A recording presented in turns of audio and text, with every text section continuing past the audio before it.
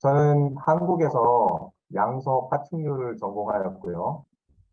보시는 것처럼 뱀, 개구리, 도마뱀의 행동 생태를 연구한 다음에 캐나다로 와서 어류 생리학을 전공하였습니다. 석사 과정에서는 그 미주 철갑상어의 후각과 행동에 대해서 연구하였고요. 박사 과정에서는 무지개송어, 꼼장어, 가시상어가 암모니아에 대항해서 호흡을 전략적으로 어떻게 짜서 생존을 하는지에 대해서 공부하였습니다.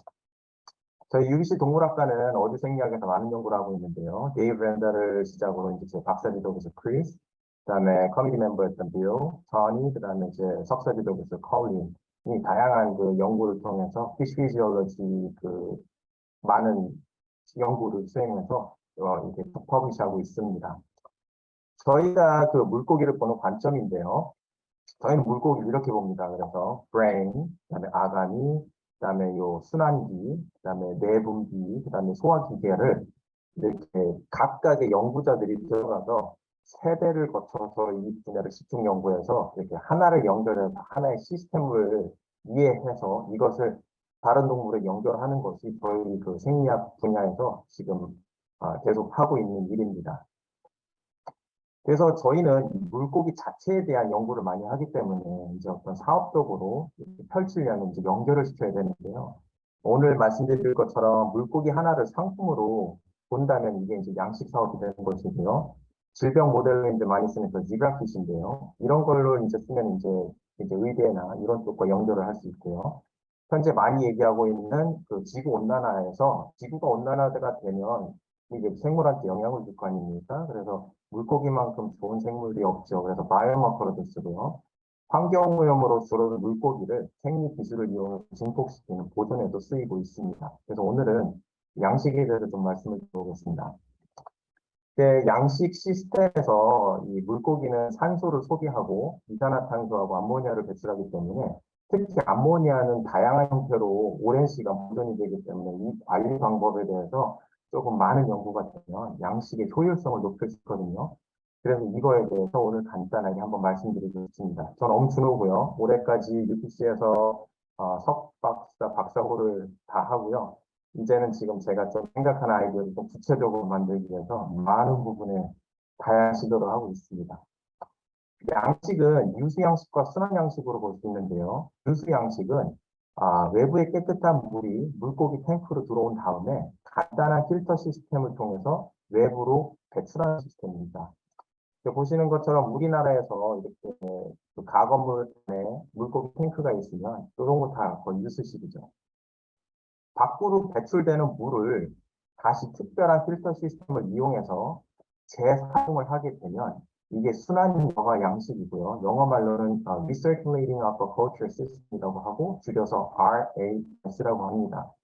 보시는 것처럼 현대화 장비와 첨단 설비가 들어가 있기 때문에 선진 양식이라고도 부르고 모든 공정이 컨트롤이 가능하기 때문에 어느 지역에도 설치가 가능합니다. 그래서 육상 양식이라고도 현재 부르고 있습니다.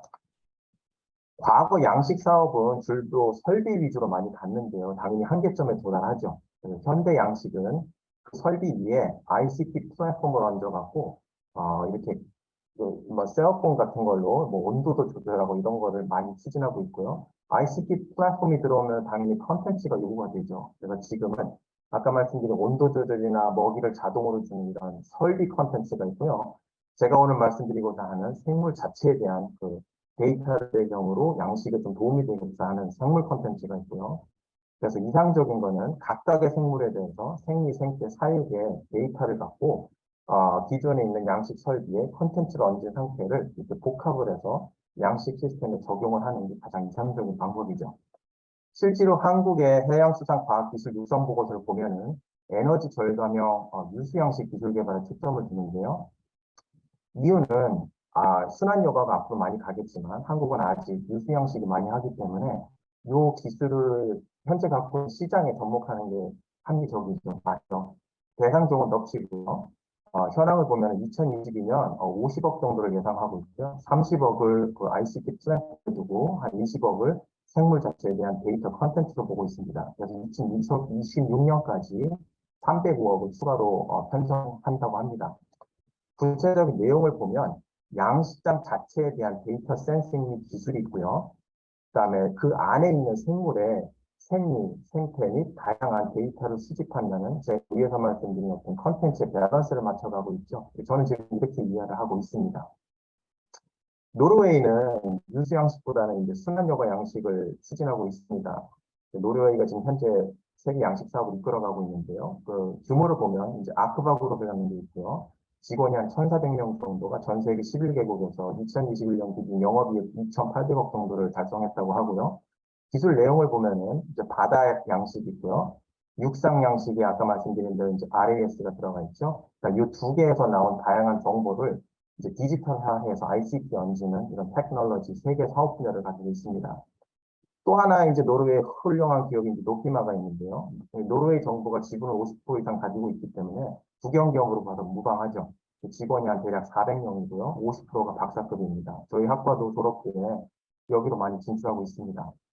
26개국과 600개 이상의 프로젝트를 하고요.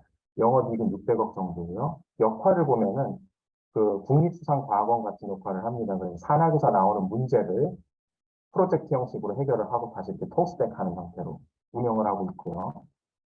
주기적으로 아쿠아노라는 이런 행사도 하고 있는데요. 산학에서 나오는 제품이나 인포메이션을 전시를 통해서 전 세계에 판매하고 세계 양식 사업을 지금 이끌어가고 있습니다. 노르웨이가.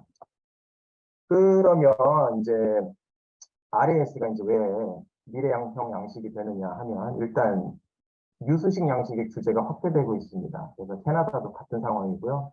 왜냐하면 이 유수식 양식은 밖으로 물을 내보낼 때 필터를 하지만 그냥 눈에 보이는 깨끗한 정도만 내보내겠죠. 그러니까 환경 오염 사업으로 지금 보는 게 좀 지배적입니다. 좋은 뉴스죠. 시장 규모가 전 세계 규모로 보면 2018년 200조에서 24년에 260조로 복리 성장률 4.5%를 예상하고 있고요. 스마트 양식이라고 하면 이제 아까 말씀드린 이제 셀폰과 그렇게 온도도 조절하고 이런 형태의 사업을 18조에서 43조 증가해서 아마 성장률 19% 예상하고 있습니다. 이런 시장이 확대되는데 유수 양식 같은 이런 형태로는 이걸 감당을 못하고요. 관리 형태의 RAS로 수산 생산량을 극대로 늘리는 형태로밖에 시장에 부합할 수밖에 없죠. 또한 현재 시장에서 요구되는 것은 친환경 수산업이고요. 정책인 R&D가 활성화되고 있고요. 중금속 등의 환경오염으로부터 안전한 고급 수산물의 수요가 특히 중국 쪽 시장에서 엄청나게 일어나고 있습니다. 기술 발전으로 앞으로 이런 RAS 시스템이 비용 절감 및 효율이 당연히 감소가 될 것이고요. 큰 의미에서 보면은 기후변화 대응 및 바이오 산업에도 이 시스템을 적용할 미래형 사업인데요. 그 뒤로 보시는 건 이제 투국인데요. 투국의 혈액은 면역 반응이 상당히 민감하게 일어나기 때문에 전량 그 의학계나 제약회사에서 순회가 되죠. 이러한 고급 수산물을 노지양식이나 이런 데서 새똥이 막 떨어지고 이런 환경에서 키울 수는 없는 것이죠. 그래서 RAS 시스템을 도입을 하는 추세로 가면 앞으로 한국 시장도 고급화 이런 생물에 접근을 할 수 있는 기회가 많아지죠. 그럼 한국은 유수 양식에 지금 기술 개발 초점을 두고 있는데 그럼 정책적으로 잘못 가고 있는 거냐? 그런 건 아니고요. 유수 양식도 아까 말씀드린 대로 출수를 다시 설비를 더 갖춘 다음에 입수로 돌리면 그게 그냥 이게 순환 여가거든요. 그러니까 돈 문제죠. 앞으로 이제 기술 개발이 되면 보급이 늘어날 겁니다. 유수 양식이 무조건 물을 들어와서 밖으로 바로 내보내는 것이 아니고요. 일정 시간 동안 이 물을 가둡니다. 다 자원이기 때문에요. 그럼 이게 물을 가두면 물고기가 이제 똥도 싸고 오줌도 싸고 먹이를 먹고 남는 게 있기 때문에 물이 오염이 되죠. 순환yoga 양식도 같죠. 이렇게 물을 가두기 때문에. 그래서 이 시간, 물을 가두는 시간과 순환yoga 양식에서는 시간 플러스 요 흐름을 조절하는 유속 자체가 경제성입니다. 돈이죠.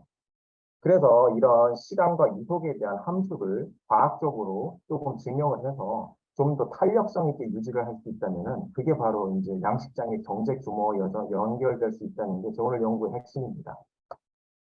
그 위에 오염물질 중에 이제 물고기의 산소를 마시고 그러기 때문에 다양한 게 있는데 암모니아는 체류성이기 때문에 특별히 공정도 까다롭고 관리 시간이 오래 걸립니다. 그래서 암모니아에 대해서 오늘 제가 초점을 맞췄고요. 암모니아는 물고기가 밥을 먹거나 운동을 하면 체내에 증가합니다. 증가된 암모니아는 95% 이상이 아가미를 통해서 밖으로 나가고요. 박테리아를 통해서 나이트라이트 혹은 나이트레이트 형태로 변환이 되고요. 이제 식물을 통해서 이게 순환이 되는데 양식장에서 식물을 이제 현재 키우고도 있습니다. 그 아쿠아포닉스라고 해서 키우지만 대량 양식에 적합하지 않기 때문에 결국은 이 암모니아들이 양식장에 잔류하게 되죠. 이 적절한 처리가 일어나지 않으면 이 주변 물고기의 아가미를 통해서 암모니아가 이제 체내 축적이 되고요. 물고기가 사망에 이르는데 문제는 다 같이 붙습니다. 대량 폐사의 큰 원인이 암모니아로 지적이 많이 되고 있습니다. 그 현재 양식 시스템, 특히 RAS 기준, 유속도, 유수 양식도 같지만 이런 암모니아의 그 독성 때문에 암모니아 농도를 기계적으로 낮추는 데 많이 초점을 두고 있습니다. 유수 양식 같은 경우는 암모니아 농도가 일정 수준에 오르면 일단 사업자 입장에서는 두렵죠. 그 돈을 조금 아끼겠다고 물고기를 죽일 수는 없으니까 일단 물을 방류하고 샘물을 얻는 이런 식의 운영을 높입니다. 그래서 효율이 떨어지고요. 유지비가 많이 들겠죠.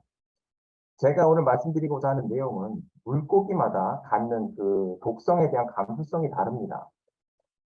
그래서 그 암모니아를 현재 양식장에서 갖고 있는 농도를 상향 조정을 하고요. 즉 조금 농도를 이렇게 탄력성을 주고 관리를 한다면 효율을 높일 수 있고 유지비를 낮출 수 있고요. 그 근거로서 어류 생리학을 통해서 오늘 좀 얘기를 해보고자 합니다. 하나의 또 핵심을 보면 그 혈액 암모니아 농도와 물의 암모니아 농도는 같지 않은 게 이제 키포인트 중에 하나인데요. 말씀을 드리면 버킹엄 우드 2008년 자료고요. 0시간대 물고기가 밥을 먹은 다음에 체내 암모니아 농도가 증가하는 혈액 내 암모니아 농도가 증가하는 게 왼쪽 그래프고요. 물고기는 혈액의 암모니아가 증가하면 이게 죽는 게 아니고요. 아가미에 그 암모니아 익스프레션 채널 이런 걸 많이 발견을 하고요. 호흡도 증가하고 감소시키는 이런 호흡 전략을 통해서 적극적으로 혈액에 있는 암모니아를 문 밖으로 내보냅니다. 살아야죠. 그래서 그 그래프가 이제 요 까만색 점의 그래프고요. 요건 컨트롤이고요. 밥을 먹은 4시간에서 24시간이 지나면 물고기는 혈액을 100 마이크로몰 정도에서 300 정도, 즉 3배가 증가가 되죠. 그 기간 동안에 아까 말씀드린 것처럼 적극적으로 몸 밖으로 암모니아를 400대에서 한 800대, 2배 정도로 지금 밖으로 암모니아를 내보내고 있죠. 이 마이너스 기호는 저희 생리학에서 체내에서 외로 간다는 방향성의 의미이기 때문에 크게 이제 의미를 안 두셔도 됩니다. 48시간이 되면 물고기 혈액 내 암모니아는 정상으로 오죠. 왜냐하면 계속 배출을 할 수 있기 때문에. 네, 이제 물에 있는 배출률은 아직 계속 증가하고 있기 때문에 양식장 기준으로 본다면 이 기간에 암모니아를 측정을 하면 물의 암모니아는 높겠죠. 상대적으로 이전보다는. 하지만 물의 암모니아가 높다고 하여 꼭 그 안에 있는 물고기가 그 암모니아에 대응해서 바로 죽음에 이르는 것은 아닙니다. 즉 물에 있는 암모니아와 혈액의 암모니아는 다릅니다. 왜냐하면 우리도 그렇지만 물고기도 생리적으로 살기 위한 반응이란 것이기 때문에 리스폰스가 있죠. 그 리스폰스를 이해하는 방법 중에 하나도 제가 오늘 어류 호흡을 갖고 왔습니다. 이유는 수생동물은 암모니아를 포함해서 산소, 이산화탄소, 심지어 중금속까지도 센싱을 하는 시스템을 가지고 있습니다. 아주 민감한 동물들이 특히 물고기가 그렇고요. 암모니아 등의 센싱을 한 이후에는 동물들이 호흡 반응을 바로 일으킵니다. 저희가 갖고 있는 방대한 데이터나 혹은 앞으로 한국과 연계를 해서 연구를 했을 때 얻는 데이터를 통해서 이 수치값을 저희가 이해할 수 있습니다. 생리학적으로. 따라서 이 암모니아 호흡 변화는 암모니아 독성을 대표할 수 있고요. 그것을 지금 양식 사업에 이용해보자 합니다. 어류 호흡을 간단히 이제 말씀을 드려야겠죠. 그래서 물고기는 산소가 풍부한 물을 입을 통해서 받아들이고요. 아가미를 통해서 산소는 각 기관으로 전달이 됩니다. 기관에서는 쓰고 남은 이제 그 암모니아 및 카본 다이옥사이드를 다시 이제 웨인으로 내보내죠. 그 웨인은 이제 간, 심장을 통해서 다시 아가미로 온 다음에 아가미를 통해서 이제 밖으로 나가는 아주 단순한 시스템을 가지고 있습니다. 그래서 리스폰스가 정말 빠르고요. 뭔가 이렇게 생리적으로 매저하기도 너무 좋고요. 그래서 좋은 모델이죠. 현재까지는 후각과 뇌, 아가미에서 암모니아를 물고기가 센싱하는 것으로 알고 있고요. 어떤 리셉터 구조나 이런 거는 좀 복잡하기 때문에 제가 얘기는 안 하겠습니다. 보시는 것은 이제 마취가 된 무지개 송어인데요. 현재 마취가 됐기 때문에 몸은 안 움직이고요. 구강호흡을 하고 있죠. 이 마취된 무지개 송화에 저희가 이제 카테더를 넣는데요. 하나는 지금 입에 들어가 있고요. 그래서 구강이 호흡할 때 입을 움직이는 압력을 측정해서 호흡의 그 척도로 이용합니다. 다른 하나는 지금 요 척추선을 따라가는 그 동맥인데요. 영어말로 그 도르소 베인이라고 하는데요. 거기에 지금 카테더가 들어가 있어서 실시간으로 혈액을 뽑아서 저희가 그 혈액 케미스트리도 측정을 하고 있습니다. 또한 필요에 의하면 위에 연사님들이 말씀하신 것처럼 저희도 브레인 시그널을 재고요. 심장 혹은 아가미, 꼬리 뒤쪽에 있는 정맥에서도 각종 그 생리 데이터를 뽑아서 호흡의 그 기능을 대표하고 있습니다. 수술이 끝난 물고기는 이제 실험실로 옮겨져서 실질적으로 실시간으로 호흡을 재면서 저희가 생리를 보고 있습니다. 그 생리 기능을 보는 게 상당히 까다롭습니다. 수술이 많이 들고 그래서 저게 보통 이틀 작업인데요. 그 과정을 심플하게 만들기 위해서 제 지도교수님 크리스와 함께 좀 새로운 기기를 만들었어요. 그래서 이 플라스틱 통에다 물고기를 넣고요. 입 주변을 막은 다음에 간단한 플로우 프롭을 넣어주면 지금 수술 과정 없이 실시간으로 물고기 호흡을 이렇게 바로 잴 수가 있습니다. 실험이 끝난 다음에는 실험 기구를 역순으로 간단히 풀어주면은 물고기는 이렇게 자유롭게 움직일 수 있습니다. 그래서 워낙 유니크한 제품이기 때문에 저희가 UEC를 통해서 한번 특허를 이렇게 참여한 경험이 있습니다. 이전에는 100g 이하 물고기는 호흡을 잴 수 없었습니다. 그 기술적 한계 때문에 지브라피쉬는 전혀 호흡 데이터 없죠.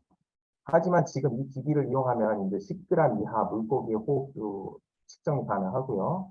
원리는 비슷합니다. 그 물고기를 넣고 입 주변에 그 간단한 프롭을 넣어주면 지금 10g짜리 물고기가 보여주는 데이터가 바로 나오고요. 이 물에다가 암모니아 혹은 각종 독성 물질 테스트를 해서 바로 생리 반응을 볼 수 있죠. 그래서 아마 패스티사이드 이제 또 이런 거 측정할 때도 많이 쓰일 것으로 저는 기대하고 있습니다. 호흡을 잴 때 단순히 그 호흡이 이렇게 왔다 갔다 하는 그 모양만 재는 건 아니고요. 속도, 압력, 유량, 박출량, 또한 산소 이용률을 재서 저희가 대사율까지도 잽니다. 그래서 마음 먹고 재면은 하루에 한 각 항목당 86,000개 정도 데이터가 나오고요. 지금 요인이 6개니까 하루에 한 52만 개 정도 데이터를 뽑고 있습니다. 필요하면은 그 호흡과 심장을 뗄 수가 없기 때문에 심장 쪽에서도 같은 형태의 데이터를 뽑아서 심장 데이터 혹은 브레인 데이터를 다 호흡 데이터를 이렇게 서포트하는 백그라운드 인포메이션으로 써서 저희가 호흡을 이해하고 해석하는 데 사용하고 있습니다. 지금 보시는 것은 이제 물고기 호흡이고 레인보우 트라시인데요. 점 하나는 물고기가 3초 동안 일어나는 호흡값을 평균낸 것입니다. 그래서 이 freshwater에서는 물고기가 60 정도의 값이 이제 컨트롤인데요. 입에다가 암모니아를 넣어주게 되면 물고기가 호흡을 이렇게 떨어뜨리죠. 그 다음에 신선한 물을 넣어주면 다시 호흡이 올라갔다가 좀 높은 농도의 암모니아를 넣으면 떨어지고 올라가 이런 패턴을 보여주고 있죠. 그래서 여러 물고기를 해봤더니 역시나 호흡이 이렇게 다 떨어지는 패턴을 보여줬고요. 저희가 결론을 내린 것은 물고기가 암모니아, 외부 암모니아에 대해서 호흡을 낮춤으로 인해서 이 외부에 있는 독성 아모니아를 내부로 받아들이지 않기 위한 생리학적, 행동학적 이런 전략을 수립하고 있다고 저희가 지금 이해하고 있습니다. 물고기 바보 아니죠?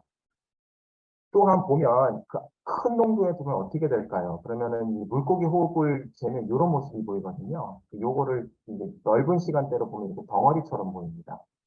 그래서 이렇게 일반 호흡을 하다가 상대적으로 높은 이 1000 마이크로몰 per 리터 정도의 암모니아 물에다 넣어주면 물고기가 바로 죽는 것은 아니고요. 한 10분 정도 이렇게 호흡을 유지를 하는데 위에 말씀드린 것처럼 호흡을 전략적으로 줄입니다. 하지만 그 어쨌든 호흡을 하기 때문에 외부의 암모니아가 아가미를 통해서 혈액에 축적이 되고 축적된 암모니아가 뇌를 통해서 인지가 됨으로 인해서 이게 호흡이 조금씩 증가하고 있고 1시간 이후에는 그 변화량이 더 커지는 것으로 저희가 이해하고 있고요. 이 이유는 아까 위에서 말씀드린 것처럼 체내 암모니아를 체외로 배출되는 생리학적 반응으로 저희가 지금 이해하고 있습니다. 이런 그래프를 통해서 저희가 알고 싶은 것은 특정 농도에 대해서 물고기가 감수성을 갖고 유지할 수 있는, 즉 생리학적으로 이렇게 디펜스 할 수 있는 시간 구간대가 어느 정도인지에 대해서 이 두 개 함수에 대한 이 파라미터를 알고 싶은 거죠. 그러면 양식장에서 특정 농도대에 얼마만큼의 시간 동안 우리가 이 양식 시스템을 운영할 수 있는지에 대한 즉각적인 어떤 대답을 할 수 있는 것이죠. 그래서 이런 파라미터를 이해하기 위해서 이런 호흡을 응용을 합니다. 위에서 말씀드린 것처럼 호흡 데이터, 요게 호흡이고요. 요게 동맥 프레셔고요. 요게 심장박동입니다. 그래서 이 호흡을 재면서 저희가 이 자체만 갖고 이해하는 것은 아니고 뒤에서 이런 동맥 데이터, 심장 데이터까지도 다 수수려 갖고 호흡에 대한 이런 이해를 이렇게 늘리고 있습니다.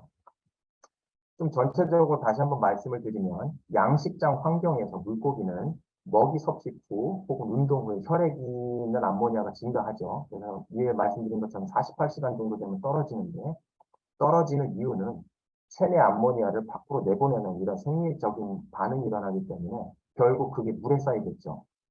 현재 양식 시스템은 이러한 물에 있는 암모니아 농도를 기계적으로 낮추는 데 초점을 두고 있습니다. 왜냐하면 이 독성질이기 때문에 두려움이 있죠. 그래서 양식 시스템의 운영 가동률이 RAS 같은 경우는 물의 순환율을 높이고요. 유수식 같은 경우에는 일정 시간 이전 물을 다 내보내고 이제 다시 깨끗한 물을 받게 되는 것이죠. 제안드리고자 하는 것은 이 물고기마다의 감수성이 다르기 때문에 이 감수성 농도대를 이해를 하면 저희가 특정 물의 암모니아 농도 물고기에 대해서 조금 올릴 수 있는 이 폭이 있죠. 그 폭을 맞추는 농도대로 시스템을 운영을 하거나 유수식 같은 경우에는 가둬두는 시간을 좀 더 늘릴 수 있는 구간을 생길 수 있고요. 결과적으로는 양식 시스템의 그 효율을 높일 수 있다는 게 제 연구의 어떤 제안의 핵심입니다. 그래서 만약에 한국의 대학 혹은 기관과 연구를 하면 한국에서 양식되는 물고기의 여러 종이 있겠죠. 그래서 모든 물고기가 다 어떤 예를 들어 1000마이크로몰 정도의 살 수 있는 건 아니겠죠. 하지만 어떤 물고기는 괜찮고 어떤 물고기는 괜찮지 않죠. 이거를 생리적인 호흡 등의 데이터를 이용해서 이해를 하고요. 요 괜찮지 않은 물고기의 감수성은 높기 때문에 좀 양식장에서 허용할 수 있는 농도를 낮추고요. 얘는 덜 낮춰도 되고 이런 식으로 양식장의 효율을 어류 생략을 통해서 이렇게 좀 접근해보자 합니다. 만 마이크로 정도의 암모니아 농도에서는 모든 물고기가 살 수 없습니다. 현재까지 보고된 바로는. 하지만 그 한국에서만 유일하게 전 세계에서 소비되고 있는 꼼장어 같은 경우에는 만 마이크로몰 이상에서 산소 농도는 현재 물이 100이라고 하면 90%를 제거한 11%에서도 7일에서 14일 동안 전혀 문제 없이 생존이 가능합니다. 즉, 꼼장어 양식을 지금 하진 않지만 앞으로 한국에서 꼼장어 양식을 한다면 기존의 양식 시스템에다 갖다 놓고 하는 것은 조금 낭비가 되는 것이죠. 이런 것을 제한할 수가 있습니다. 어류 생략을 통해서. 그래서 위에 말한 것처럼 한국의 넙치가 지금 대상종인데요. 넙치도 꼼장어처럼 저서식물입니다. 바닥에서 생활하죠. 그래서 기존에 있는 양식 물고기보다는 감수성이 낮을 것으로 예상을 제가 하고 있고요. 충분히 넙치 양식의 그 가용 운용을 좋게 할 수 있는 구석을 어류 생리를 통해서 만들 수 있는 구간이 있습니다. 그래서 오늘 제 내용의 결론은 어류는 암모니아에 대해서 호흡 패턴이 다양하게 나타나고요. 이것을 이용해서 저희가 그 어류 생리를 이용해서 물고기 감수성 때에 만든 암모니아 농도 구간대를 찾을 수 있다고 저는 생각하고요. 그것을 한국의 양식 시스템, 유수 양식이든 조그만 기관에서 갖고 있는 RAS 시스템 혹은 양식 동물에 적용을 해서 그 효율적인 관리 방법을 통해서 경제성을 올려서 양식 사업에 좀 도움이 될 수 있다고 생각합니다. 제가 말씀드린 것은 방법론입니다. 그래서 이 방법론을 표준화하면 기타 다른 그 양식의 요인이 되는 산소, 이산화탄소에도 표준화 작업을 통해서 추가 연구를 충분히 만들 수 있는 구석이 있고요. 그래서 이런 식으로 한번 제안을 해봤습니다. 저희 실험실 지도 교수였던 크리스고요.